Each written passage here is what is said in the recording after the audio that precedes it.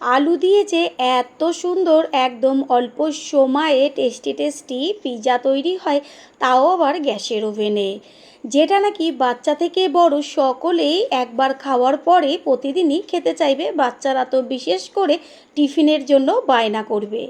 নমস্কার বন্ধুরা, শ্বশুর বৌমা রান্নাঘর অ্যান্ড ব্লগ চ্যানেলে সকলকে স্বাগত। পিসগুলো দেখা মাত্রই জিভের থেকে জল পড়ে যাবে। তাহলে কি করে তৈরি করব সেটাই দেখে নেওয়া যাক। প্রথমে নিয়েছি এইখানে বড় সাইজের দুটো আলুগুলোর খোসাটা ছাড়িয়ে নিয়েছি। এবার আলুগুলোকে কিভাবে কাটবো সেটাই শেয়ার করব।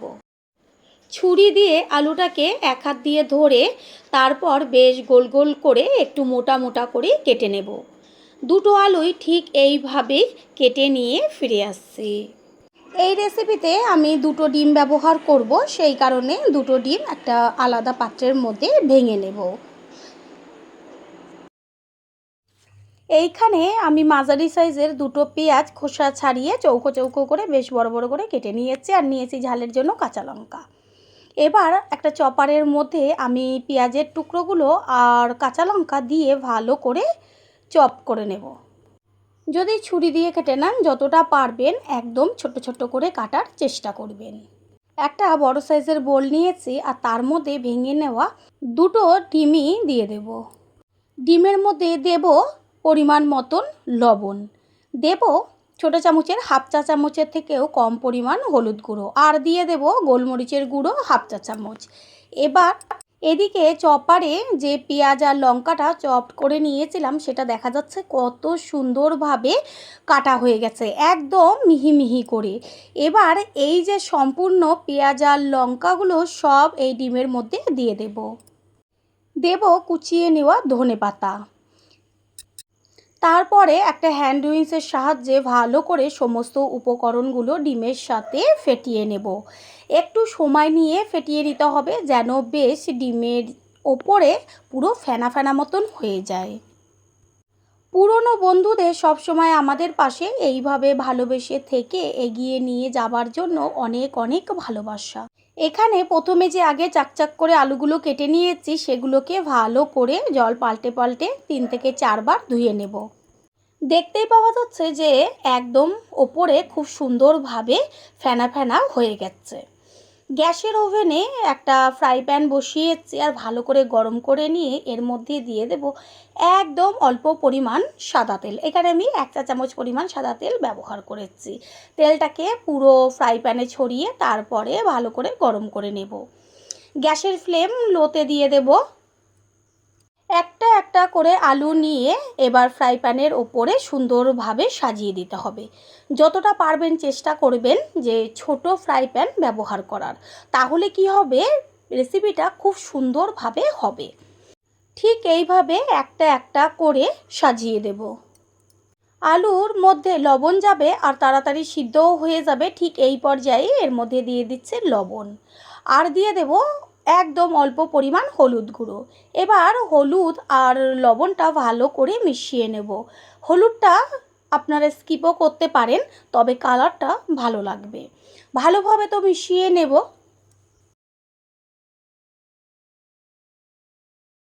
তাড়াতাড়ি সিদ্ধ হয়ে যাবার জন্য একটা ঢাকনা দিয়ে আটকে দেব। আর আলু তো ভাজা হতে বেশি সময় লাগে না। গ্যাসের ফ্লেম লোতে আছে যেহেতু তেল একদম অল্প ব্যবহার করেছি। এবার খুন্তি দিয়ে একটা একটা করে আলুগুলোকে উল্টে দেব। নিচের পিঠের কালারটা কত সুন্দর এসছে। ওপরের পিঠটা এবার হবে, আর একটুখানির জন্য আমি একটা ঢাকনা চাপা দিয়ে দেব। 3 থেকে 4 মিনিট পরে ঢাকনাটাকে সরিয়ে দিয়ে আমি দেখিয়ে দেব যে আলুর দুই পিঠই কত সুন্দরভাবে ভাজা হয়েছে, আর ভাজাতেই সমস্ত আলুই সিদ্ধ হয়ে গেছে। একটা খুন্তি দিয়ে চেক করে নিচ্ছি। রেসিপিটা তৈরি হতে একদম বেশি সময় লাগে না। এত অল্প সময়ে এত টেস্টি একটা রেসিপি তৈরি হয়ে যায়। আলুটা তো ভাজা হয়ে গেছে, এবার সম্পূর্ণ ডিমের ব্যাটারটা এই আলুর ওপরে আস্তে করে দিয়ে দেব। সব আলুগুলো দেখবেন ঢেকে যাবে, আর ঠিক এইভাবে একটু খুন্তি দিয়ে চারদিকে ছড়িয়ে দিতে হবে। সেই কারণে চেষ্টা করবেন যে প্রথমেই বলেছি ছোট ফ্রাই প্যানটা নিলে তাহলে এইটা দেখতেও সুন্দর হবে আর আপনাদের করতেও খুব সুবিধা হবে। ডিমটা এবার সুন্দরভাবে হওয়ার জন্য আমি একটুখানি ঢাকনা চাপা দিয়ে দেব। আর এই ঢাকনাটা চাপা দেওয়ার পরে এত সুন্দর ফুলে উঠবে, দেখলে পরেই বুঝতে পারবেন। প্রথমবার যারা আমাদের চ্যানেল ভিজিট করছেন তাদের আন্তরিক শুভেচ্ছা ও অনেক অনেক ভালোবাসা। আমাদের রেসিপিগুলো যদি ভালো লেগে থাকে সাবস্ক্রাইব করে দেওয়ার অনুরোধ রইল ও পাশে থাকা বেল আইকনে ক্লিক করলে পরবর্তী ভিডিওগুলো সবার আগে আপনাদের কাছে পৌঁছে যাবে। সম্পূর্ণটা গ্যাসের ফ্লেম লোতেই করতে হবে। 3 থেকে 4 মিনিট বাদে ঢাকনাটা সরিয়ে দিয়ে দেখিয়ে দিচ্ছি যে কত সুন্দর ফুলে উঠেছে। আর একটু ফ্রাই প্যানটা নাড়িয়ে দিচ্ছি, এটা সুন্দরভাবে কিন্তু নাড়াচাড়া করছে। উল্টাবার সময় কোনো রকম সমস্যা হবে না।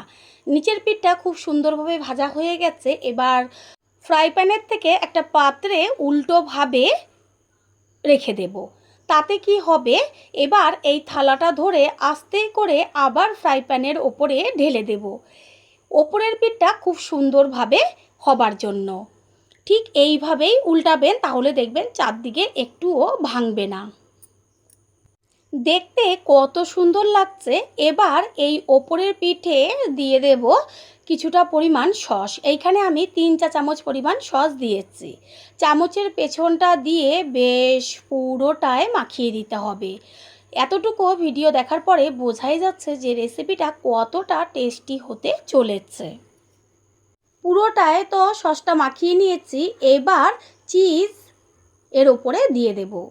যদি বার থাকে তাহলে গ্রেট করে দেবেন, আর এইগুলো যেহেতু পিস সেই কারণে ওপরে দিয়ে দেব। তারপরে একটা ঢাকনা চাপা দিয়ে দেব। ঢাকনা দেওয়ার কারণ চিজটা গলতে শুরু করবে, সুন্দরভাবে ছড়িয়ে যাবে। বন্ধুরা, আপনারা যে যেইখান থেকে ভিডিওটি দেখছেন অবশ্যই কমেন্টের মাধ্যমে জানাবেন।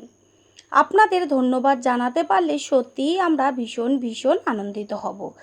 চিজটা কত সুন্দর গলে গেছে, আর সম্পূর্ণটা এবার খুন্তি দিয়ে মাখিয়ে নেব। তৈরি হয়ে গেল আজকের রেসিপি। গ্যাস অফ করে দিয়েছি, এবার একটা পাত্রে ঢেলে নেব। আমি বারবার রিকোয়েস্ট করব একবারের জন্য হলেও তৈরি করবেন, তারপর খেয়ে এসে কমেন্ট করে জানিয়ে যাবেন যে কতটা টেস্টি হয়েছিল। এটা তো গরম, ঠান্ডা হওয়ার পরে আমি হাতে তুলে দেখিয়ে দেব। ঠান্ডা হয়ে গেছে, হাতে তুলে দেখিয়ে দিচ্ছি যে কত সুন্দর হয়েছে। এবার একটা ছুরির সাহায্যে কেটে নেব। তৈরি হয়ে গেল আজকের রেসিপি। আশা করি রেসিপিটি ভালো লাগলো, আর যদি ভালো লেগে থাকে একটা লাইক, কমেন্ট, পারলে একটা শেয়ার করে অবশ্যই জানাবেন। আপনাদের একটা লাইক ও লাইকের পাশে থাকা হাইপ আর একটা শেয়ার আমাদের কাছে অনেক অনেক গুরুত্বপূর্ণ। All friend, thanks for watching my video. আপনারা সকলে ভালো থাকবেন, সুস্থ থাকবেন। আবারও দেখা হবে অন্য কোনো রেসিপির এপিসোডে। আজ শেয়ার করব কাঁচা ডিম আর টমেটো দিয়ে টেস্টি টেস্টি একটা রেসিপি, যেটা নাকি বাচ্চা থেকে বড় সকলেই একবার খাবার পরে এত পছন্দ করবে, রোজই খেতে চাইবে। নমস্কার বন্ধুরা, শ্বশুর বৌমা রান্নাঘর অ্যান্ড ব্লগ চ্যানেলে সকলকে স্বাগত। তাহলে কিভাবে তৈরি করব সেটাই দেখে নেওয়া যাক। প্রথমেই এইখানে নিয়েছি লাল টসটসে টমেটো, 2টো পেঁয়াজ আর কাঁচা লঙ্কা। এবার টমেটো আর লঙ্কাগুলোকে ভালো করে জল দিয়ে ধুয়ে নেব। এরপর ছুরির সাহায্যে টমেটোটাকে ধরে সামনের দিকে সামান্য একটু অংশ বাদ দিয়ে তারপর গোল গোল করে বেশ মোটা মোটা করে কেটে নেব। এইভাবে সমস্ত টমেটোগুলোকে কেটে নিয়ে ফিরে আসছি। এবার কেটে নেব পেঁয়াজ। পেঁয়াজের প্রথমে মুখের আর পেছনের দিকের অংশটা কেটে তারপর খোসাটাকে ছাড়িয়ে নিয়ে 3-4 টুকরো করে নেব। পেঁয়াজগুলোকে কুচি কুচি করব না। পেঁয়াজ কাটাটা সকলেরই খুব সমস্যা, কারণ পেঁয়াজ কাটতে গেলে চোখে জ্বালা করে। আজ আমি যেইভাবে দেখাবো সেইভাবে একদমই এইসব কোনো ঝামেলা নেই। বেশ বড় বড় পেঁয়াজের টুকরো করে তারপর এখানে একটা চপার নিয়েছি। চপারের মধ্যে এবার পেঁয়াজের টুকরোগুলো আর কাঁচা লঙ্কা সমস্তগুলো দিয়ে দেব। এই রেসিপিতে পেঁয়াজ বা লঙ্কার যখন কাটবেন একদম যতটা পারবেন ঝিরিঝিরি করে কাটার চেষ্টা করবেন। আর এই যদি চপার থাকে অবশ্যই চপারে দেবেন। দেখবেন 2 মিনিটে এত সুন্দরভাবে চপ হয়ে যাবে, যেটা নাকি আমি পরে দেখিয়ে দেব। কোনো রকম ঝামেলা নেই। এরপর দিয়ে দেব বেশ কিছুটা পরিমাণ গোটা ধনেপাতা। চপারের সাহায্যে মশলাটা করে নিলে কি হয়, দেখবেন এত তাড়াতাড়ি মশলাটা হয়ে যায়, 2 মিনিটের মধ্যেই সমস্ত মশলা একসাথে কাটা হয়ে যাবে। আর একটা হচ্ছে পেঁয়াজ কাটতে গেলে যে চোখ জ্বালাতে চোখের থেকে জল পড়ে যায়, সেটাও হবে না, সময়টাও বেঁচে যাবে। এই যে চপারের বাইরে দড়িটা থাকে, এটাকে ধরে টান দিলেই সমস্ত মশলা খুব সুন্দরভাবে কাটা হয়ে যাবে। ঢাকনাটা সরিয়ে দিয়ে আমি দেখিয়ে দিচ্ছি যে কত সুন্দর মিহি মিহি করে কাটা হয়ে গেছে। এই মশলাটাকে সাইডে রেখে দিয়ে এবার এইখানে টমেটোগুলোকে আবারও জল দিয়ে ধুয়ে নিয়ে একটা ফ্রাই প্যান বসিয়ে দিয়েছি। তারপর ভালো করে গরম করে নিয়ে এর মধ্যে দিয়ে দেব সাদা তেল। ফ্রাই প্যানটা যতটা পারবেন একটু ছোট নেওয়ার চেষ্টা করবেন। আমারটা একটু সামান্য বড় হয়ে গেছে সাইজে। পুরো ফ্রাই প্যানের গায়ে ভালো করে খুন্তি দিয়ে লাগিয়ে নেব তেল। তেল গরম হয়ে গেছে, এবার একটা একটা করে টমেটো ফ্রাই প্যানের ওপরে সুন্দরভাবে গোল করে সাজিয়ে দেব। একটু ছোট যদি সাইজের ফ্রাই প্যানটা হয় তাহলে কি হবে, এই যে টমেটোর পিসগুলো বা পরে যেই উপকরণটা আমি ব্যবহার করব সুন্দরভাবে সেট হয়ে যাবে। টমেটোর মধ্যে দিয়ে দেব লবণ। লবণটা দিলে কি হবে, খুব তাড়াতাড়ি টমেটোগুলো মজে যাবে। এটা ভাজা হতে থাক, অন্যদিকে আমি একটা বোলের মধ্যে 2টো ডিম ফাটিয়ে নেব। এইখানে 2টো ডিম বা তার কম বা তার বেশিও আপনারা ব্যবহার করতে পারেন। ডিমের মধ্যে দিয়ে দেব ছোট চামচের 1 চা চামচ পরিমাণ গোলমরিচের গুঁড়ো। টেস্টের জন্য দিয়ে দেব পরিমাণ মতন বিট লবণ। এখানে আমি সাদা লবণটা ব্যবহার করিনি, বিট লবণই ব্যবহার করেছি। দেব ছোট চামচের 1/2 চামচের থেকেও কম পরিমাণ হলুদ গুঁড়ো। আর দেব পেঁয়াজ, ধনেপাতা আর কাঁচা লঙ্কা যে কেটে নিয়েছিলাম একদম মিহি মিহি করে, সমস্তটাই এর মধ্যে দিয়ে দেব। পুরনো বন্ধুদের সবসময় আমাদের পাশে এইভাবে ভালোবেসে থেকে এগিয়ে নিয়ে যাবার জন্য অনেক অনেক ভালোবাসা। এরপর একটা হ্যান্ড উইঞ্চ দিয়ে ভালো করে ডিমের ব্যাটারটাকে মিশিয়ে নিতে হবে। আর একটু সময় নিয়ে মিশাতে হবে যেন বেশ ফ্লপি ভাবটা আসে, ওপরে এক ফেনা ফেনা হয়ে যায়। নিচের পিঠটা উল্টে দেব ওপরের পিঠটা হবার জন্য। টমেটোগুলো সুন্দরভাবে মজে গেছে, আর একটু ভাজা ভাজা হলেই হয়ে যাবে। সম্পূর্ণ ডিমের ব্যাটাটা টমেটোর ওপরে বেশ চারদিকে ঘুরিয়ে ঘুরিয়ে দিয়ে দেব। প্রথমেই বলেছিলাম যে ফ্রাই প্যানটা একটু ছোট নেবার চেষ্টা করবেন, তাহলে এই যে ডিমের ব্যাটাটা দেওয়া হলো সুন্দরভাবে অল্প জায়গায় পুরো টমেটোটা ঢেকে যেত, আর একদম পিৎজার মতন তৈরি হয়ে যাবে। আর এটা যেহেতু ছড়ানো, সেই কারণে চারদিকে ছড়িয়ে গেছে ডিমের ব্যাটারটা, একটা ঢাকনা চাপা দিয়ে দেব সুন্দরভাবে হবার জন্য। প্রথমবার যারা আমাদের চ্যানেল ভিজিট করছেন তাদের আন্তরিক শুভেচ্ছা ও অনেক অনেক ভালোবাসা। আমাদের রেসিপিগুলো যদি ভালো লেগে থাকে সাবস্ক্রাইব করে দেওয়ার অনুরোধ রইল, ও পাশে থাকা বেল আইকনে ক্লিক করলে পরবর্তী ভিডিওগুলো সবার আগে আপনাদের কাছে পৌঁছে যাবে। ঢাকনার ওপর থেকেই দেখা যাচ্ছে কত সুন্দরভাবে ডিমের ব্যাটারটা ফুলে উঠেছে। এবার ওই যে ঢাকনাটা উঠাবো, তাতে কি হবে, ওই যে চারদিকটা যে ছড়িয়ে গেছে সেটা দেখবেন সুন্দরভাবে গোল হয়ে যাবে। এই যে ঢাকনার মধ্যে আটকে যাবে চারদিকের এক্সট্রাটা। এরপর ওপরে দিয়ে দেব চিজ। আমি এইখানে যে পিস করা যে চিজগুলো থাকে সেইটা একটা আস্তে করে ওপরে দিয়ে এবার ঢাকনাটা চাপা দিয়ে দেব। গ্যাসের ফ্লেম তো এটা সম্পূর্ণটাই একদম লোতে হবে, না হলে পুড়ে যাবে। ঢাকনাটা দিয়ে দিলে কি হবে, চিজটা গলতে শুরু করবে আর বেশ একদম সুন্দরভাবে পিজার মতন আটকে যাবে।